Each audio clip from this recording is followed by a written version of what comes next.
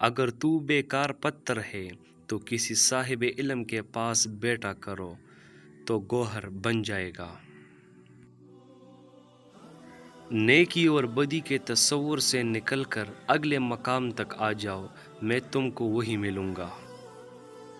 جہاں بھی پانی دیکھو وہاں سبزہ ہوگا، اس طرح جہاں آنسو ہوتے ہیں وہی رحمت ہوتی ہے۔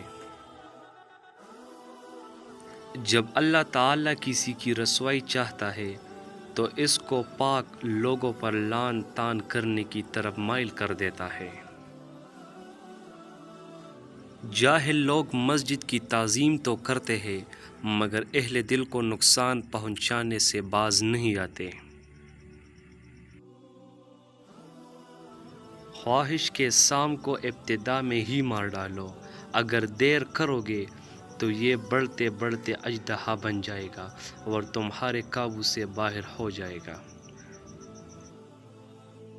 مولانا رومی سے کسی نے پوچھا زہر کیا ہے؟ آپ نے فرمایا ہر وہ چیز جو ہماری ضروریات سے زیادہ ہو وہ زہر ہے، جیسے قوت، اقتدار، دولت، بھوک، لالچ، محبت، نفرت۔ 1000 قابل مر جانے سے اتنا نقصان نہیں ہوتا جتنا ایک احمق کے صاحب اقتدار ہو جانے سے ہوتا ہے۔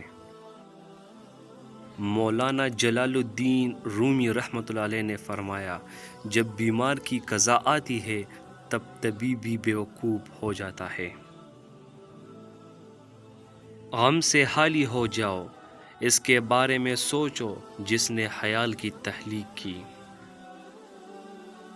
مولانا جلال الدین رومی فرماتے ہیں کہ ہر فرد کسی خاص مقصد کے لیے پیدا ہوتا ہے اور اس مقصد کے حصول کی خواہش پہلے ہی اس کے دل میں رکھ دی جاتی ہے۔ عشق کا مذہب تمام مذہبوں سے جدا ہے، عاشقوں کا مذہب اللہ تعالی ہے، عاشق غم سے غمگین نہیں ہوتا۔ احمق کی دوستی اور اس کی محبت سے دین اور دنیا دونوں کا خون ہو جاتا ہے۔